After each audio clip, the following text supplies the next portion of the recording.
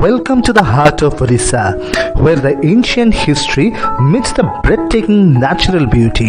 जैसे उड़ीसा का पुरी शहर श्री जगन्नाथ मंदिर और वहाँ के सांस्कृतिक और ऐतिहासिक महत्व के लिए प्रसिद्ध है, ठीक उसी तरह उड़ीसा के कोणार्क शहर वहाँ के प्राचीन सूर्य मंदिर के अद्भुत कारीगरी, नक्काशी, ऐतिहासिक और आध्यात्मिक महत्व के लिए विश्व प्रसिद्ध है। इसके अलावा उड़ीसा के capital Bhubaneswar is also famous for its rich cultural heritage with its temples showcasing intricate architectural styles and religious significance। और इसी कारण इस शहर को सिटी ऑफ टेम्पल्स के नाम से भी जाना जाता है। ये तीनों शहर पुरी, कोणार्क और Bhubaneswar golden triangle of east के नाम से भी प्रसिद्ध है।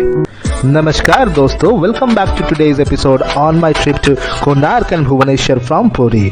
तो बने रहिए मेरे साथ और इस वीडियो को बिना स्किप के आखिर तक देखिए। शुरू करने से पहले वीडियो को लाइक और शेयर कीजिए, चैनल को सब्सक्राइब कीजिए, ऑल नोटिफिकेशंस ऑन कीजिए और बेल आइकन दबाना मत भूलिएगा। पुरी में 2 दिन बिता के मैं पुरी से सुबह सुबह बाई कैब निकल पड़ा for Chandrabhaga beach, which is around 30 kilometers from Puri, and it took almost an hour to reach there. Cab rent was 3,000 rupees from Puri to Bhubaneswar. However, you can also avail bus services at much cheaper rate. Chandrabhaga beach का natural beauty और tranquil environment are the key to attract tourists. यहाँ के clean golden sand और clear blue water beach के distinctive features है और इसी कारण it was declared as India's first beach to get the blue flag certification.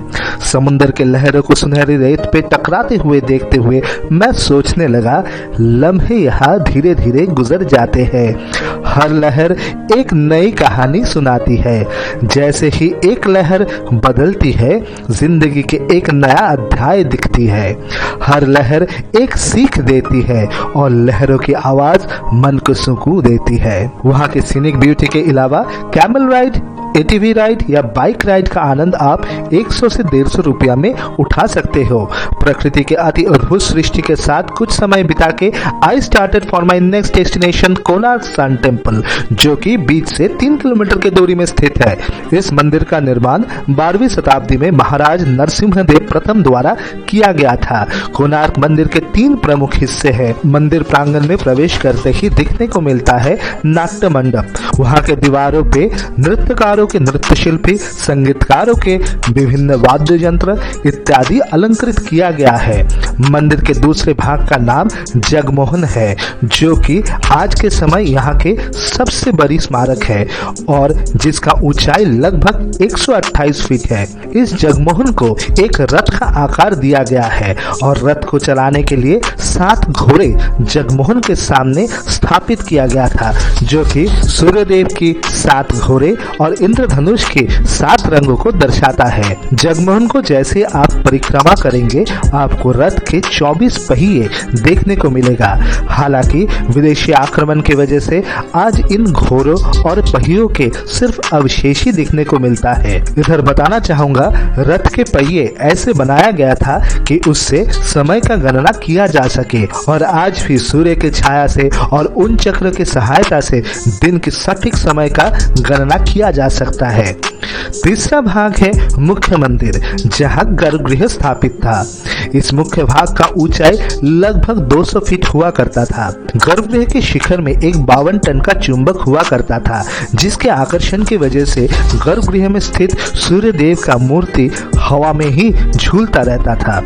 लेकिन विदेशी आक्रांताओं के द्वारा इस मंदिर को ध्वस्त किए जाने की वजह से आज सिर्फ एक अवशेष ही दिखने को मिलता है और गर्भगृह विध्वंस करने की वजह से आज इधर कोई भी पूजा पाठ नहीं किया जाता है। इसके अलावा यहाँ समुद्र मंथन, महाभारत के विभिन्न अध्याय और सनातन संस्कृति के उल्लेखनीय इतिहास इस मंदिर के दीवारों में अलंकृत है और सच में इस नक्काशी का जितना तारीफ किया जाए वो कम है और इसीलिए इस मंदिर को यूनेस्को ने 1984 में वर्ल्ड हेरिटेज साइट घोषित किया था। वहां से निकल के आई हेडेड टुवर्ड्स धौलीगिरी शांति स्तूप, जो कि धौलीगिरी पर्वत में कोणार्क से लगभग 55 किलोमीटर और भुवनेश्वर से 7 किलोमीटर की दूरी में स्थित है। ये शांति स्तूप बुद्ध धर्म के एक प्रसिद्ध धर्म स्थल है और यहाँ भगवान बुद्ध की विभिन्न मुद्राओं में मूर्तियां दिखने को मिलता है।